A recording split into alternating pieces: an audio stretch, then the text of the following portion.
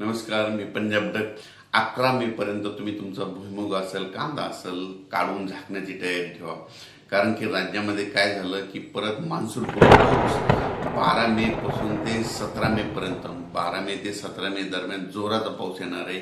त्याच्यामध्ये वाऱ्याचं प्रमाण असणार आहे, विजाचं प्रमाण असणार आहे, गारपीट देखील असणार आहे. म्हणून हा अंदाज लक्षात द्यायचा. तो पाऊस सांगायचा झाला तर मध्ये जास्त म्हणजे आता हा जसा उत्तर महाराष्ट्राकडे, विदर्भात, मराठवाड्याकडे पाऊस पडला, तो जास्त म्हणजे दक्षिण महाराष्ट्राकडे जास्त पाऊस पडणार आहे.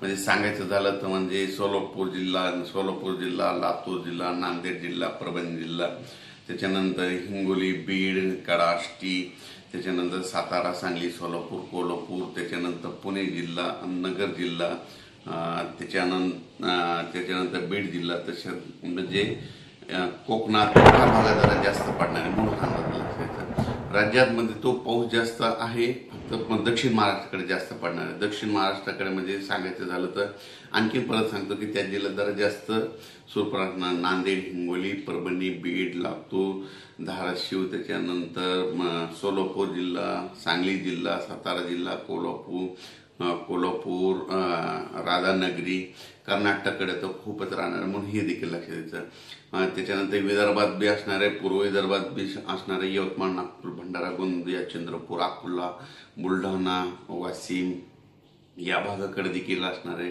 जळगाव, त्याच्यानंतर धुळे, नंदुरबार, नाशिक या भागाकडे देखील असणार आहे. पण काय झालं नेमकं आता कांदा काय होणार आहे 12 तारखेपासून राज्यामध्ये, म्हणजे आता सर्व शेतकऱ्याचा कांदा काढणं झाकणं चालू आहे. तर सर्व शेतकऱ्याला माझी विनंती आहे, तुम्ही काय करा, 11 तारखेपर्यंत तुम्ही तुमचा कांदा चाळीमध्ये घालण्याची तयारी ठेवा. कारण की राज्यात 12 मे ते 17 मेच्या दरम्यान अवकाळीचं संकट आहेच म्हणून